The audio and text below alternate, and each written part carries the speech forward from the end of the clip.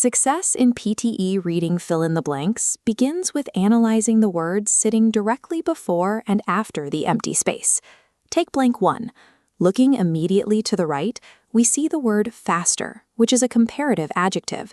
We can eliminate few and same right away, as neither word logically modifies the speed described in this context.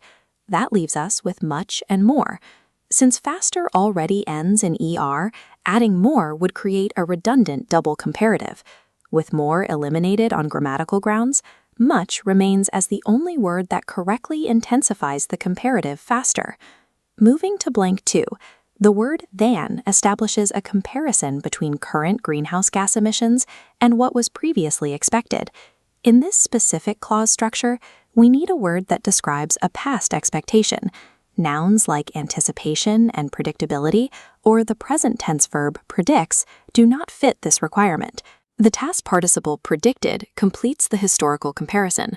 For blank 3, the empty space sits within a noun phrase describing a historical document. The text suggests these forecasts no longer serve their intended purpose. Because the tone points to obsolescence, adverbs like normally, firmly, and disproportionately fail to capture the intended meaning. The document's relevance is now limited entirely to the past. Purely captures the shift in function. Pause the video here and look at blank 4. Pay close attention to the preposition to that follows the blank. Which of these verbs describes a subject being locked into an inescapable outcome? While directs can pair with to, it implies guidance along a path, which is too weak for the unavoidable consequence described here. The carbon dioxide commits us to that warming. Matching the verb to its specific prepositional constraint identifies the solution. The final sentence creates a contrast. Some countries will have enough food for themselves, but they will not have access to give to others. In this context, the verbs apply and consume do not convey the idea of having extra resources available. Dispense means to distribute, but it is not typically used in this specific phrasing. This leaves spare. Recognizing the idiom none to spare helps finalize the solution when grammar and logic alone leave multiple options.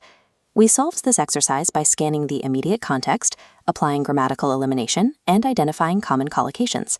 These are the 5 completed phrases: much faster, then predicted, purely historical, commits us to, and none to spare. These grammatical patterns and idioms frequently reappear throughout the exam. Learning to recognize them will help you navigate the reading section with greater accuracy.